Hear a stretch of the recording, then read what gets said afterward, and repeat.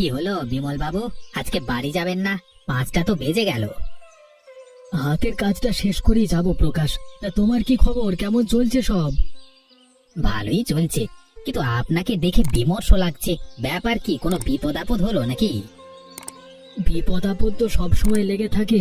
আজকে ছেলের পেটে অসুখ, তো কালকে মেয়ের জ্বর। এভাবে কি সংসার চলে বলো? কি করবেন বলুন তো, আমরা তো করি ছাপোষা চাকরি। এটা দিয়ে কি ছেলে মেয়েকে ভালো কিছু খাওয়াতে পারি? সারা বছর অপুষ্ট থাকলে অসুখ তো হবেই। খাবারটা না হয় বাদ দিলাম, কিন্তু থাকবার জায়গা, সেটার কথা কি বলবো। বাড়ি তো নয়, যেন নরকের একটা সংস্করণ। ও, এবার বুঝেছি, ওই বাড়ির ভয়ে আপনি বাড়িতে ফিরছেন না। হ্যাঁ প্রকাশ, ঠিক ধরেছ। গেলে সেরকম গরম আর চেঁচামেচিতে প্রাণ ওষ্ঠাগত হয়ে যাবে। তার চেয়ে বরং অফিসে থেকে কাজ করি। ইস, কতদিন যে গ্রামের হাওয়া শরীরে লাগে না। এখানে একটু নিঃশ্বাস নেওয়ারও বিশুদ্ধ বাতাস নেই। কোনো পাড়া গায়ের মধ্যে যদি নিরিবিলি একটা বাড়ি থাকতো আমার। বাড়ি যদি চান তবে খাসা একটা বাড়ি আছে, একেবারে গায়ের মধ্যে বাড়ি। পাশে আবার নদীও আছে একটা, শুনলাম সেই নদীর জলের দামে ওটা দিয়ে দিচ্ছে। কি বলো? কোথায় সেই বাড়ি, আর কত টাকা ভাড়া? ভাড়া নয় মশাই, আজ তো বাড়িটাই বিক্রি করে দিচ্ছে। আর সেই বাড়িটা দূরে নয়, ওই যে শহরের পাশে পলাশপুর, সেখানেই। ওখানে তো ট্রেন যায় রোজ। তা কত টাকায় বিক্রি হচ্ছে? বেশি নয়, মূল্য 1 লক্ষ টাকা। সাথে আমার কাঁঠালের বাগান আর ফসলি ক্ষেতও আছে। 1 লক্ষ? আরে বাপ রে বাপ, এত টাকা তো আমার কাছে নেই। চেষ্টা চরিত্র করে দেখেন, বাড়িটা মন্দ হবে না। আমি কিনতাম, কিন্তু আমার তো বাড়ি করা হয়ে গেছে, সেই জন্যই ছেড়ে দিচ্ছি। না না প্রকাশ, এত টাকা হবে না। তোমার বৌদির কিছু টাকা ছিল, কিন্তু সে বড় কম, বড় জোর 40 হবে। তাহলে সেগুড়ে বাড়ি, এত অল্প টাকায় অর্ধেক বাড়িও পাবেন না। আমাদের কি আর বাড়ি ফেরা হবে না ভাই? সারা জীবন পরের বাড়িতেই থাকতে হবে। কি আর করবেন, দেখুন অন্য কোথাও ওঠা যায় কিনা। আমি তবে গেলাম। হ্যাঁ হ্যাঁ, যাও, আমিও উঠে পড়বো। এত দেরি হলো কেন আসতে? আমি সন্ধ্যায় তালের পিঠা ভেজে বসে আছি, সব জুড়িয়ে জল হয়ে গেল। অফিসে কাজ ছিল গিন্নি, শেষ করে তারপর এসেছি। এত কাজ করে কি হবে শুনি? মাইনে তো সেই 5,000 টাকাই দেয়। তাতেই তো কোনোভাবে ঠিকই আছি। চাকরিটা না থাকলে কি যে হতো।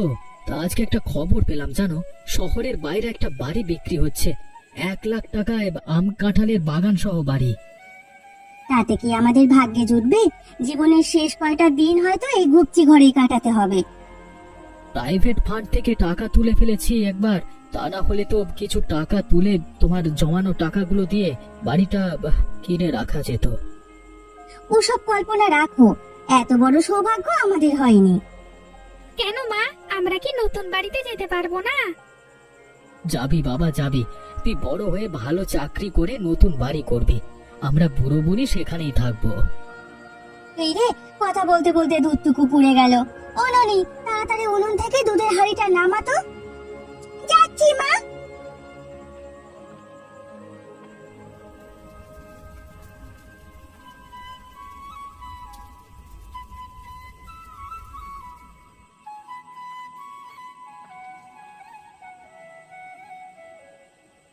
ওমা, আমার পড়া শেষ, এবার যাবো একটু টিভি দেখতে। ঠিক আছে যা, তবে 9টার মধ্যে চলে আসিস, আমার যেন যেতে না হয়। ঠিক আছে মা, আমি 9টার আগে ফিরে আসবো। ও দিদি দাঁড়াও, আমিও যাব তোমার সাথে। তাড়াতাড়ি আয়। এই রে, আজকেও যে জ্যামে পড়ে দেরি হয়ে গেল। স্যার নিশ্চয়ই চলে এসেছেন এতক্ষণে।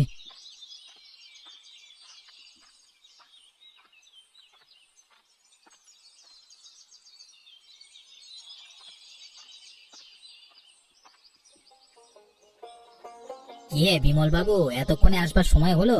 আমি আপনার জন্য সেই সকাল থেকে অপেক্ষা করছি। কেন, কি হয়েছে প্রকাশ দা?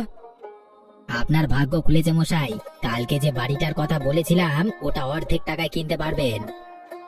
অর্ধেক টাকায়? বলো কি? হ্যাঁ, কালকে বাড়ির মালিকের সাথে আমার কথা হলো, আর একজন লোক এসেছিল ওনার কাছে। তা সে অর্ধেক বাড়ি আর জমি কিনতে চায়। তা শুনে আমি আপনার কথা বললাম। আপনার কাছে তো 50-এর মতো টাকা আছে, তা আপনি তা দিয়ে অর্ধেক কিনে রাখুন।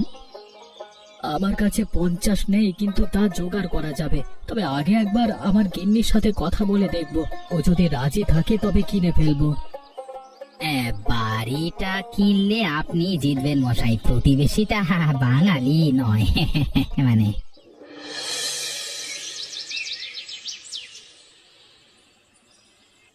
বাঙালি নয় তবে কোন দেশি গো? উত্তরে বাড়ি, কিন্তু বহুদিন ধরে আমাদের দেশই আছে। এতদিন ভাড়া বাড়িতে ছিল, এখন টাকা জমিয়ে বাড়ি কিনেছে। ওহো, শেষমেশ বিদেশি মেচ্ছেদের সাথে থাকতে হবে। তুমি ওদের বাদ দিয়ে অন্য কাউকে আনো। এখন বাঙালি পাবো কোথায়? তাছাড়া ওনারাও আমাদের মতোই টাকা দিয়ে বাড়ি কিনেছে, আমরা তো আর তাদের উঠিয়ে দিতে পারি না। তার চেয়ে বড় কথা হলো ওনারা আলাদা থাকবেন, আমাদের সাথে তো আর ঘর সংসার করবেন না। তারপরও প্রতিবেশী ভিনদেশি মেচ্ছ দেখে কেমন লাগছে? কখনো এভাবে থাকেনি তো। ও মা, তুমি শুধু শুধু এরকম করছো। ওনাদের অসুবিধা না হলে আমাদের কেন হবে? তাছাড়া আমরা সবাই মানুষ, সেটাও ভাবা উচিত। হ্যাঁ গিন্নি, একটু কষ্ট করে হলেও তোমাকে মানিয়ে নিতে হবে, না হলে এত বড় সুযোগটা হাতছাড়া হয়ে যাবে। ঠিক আছে, তোমরা যা ভালো মনে করবে তাই করো। আর এই নাও টাকা আর গহনা। গহনাগুলো বিক্রি করলে 10,000 হয়ে যাবে। তোমার গহনা নিয়ে বাড়ি কিনতে হচ্ছে দেখে আমার খুব খারাপ লাগছে গিন্নি। আমি কথা দিচ্ছি, আমার একটু সুবিধে হলে আবার গহনা করিয়ে দেব।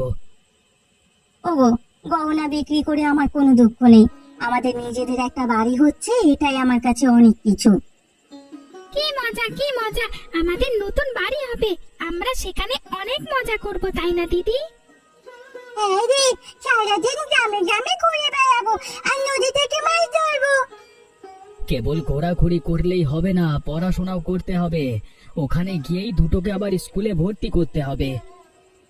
সে করিও, এখন খেতে চলো, কাল আবার জমি রেজিস্ট্রি করতে যেতে হবে। চলো গিন্নি, খুব খিদে পেয়েছে।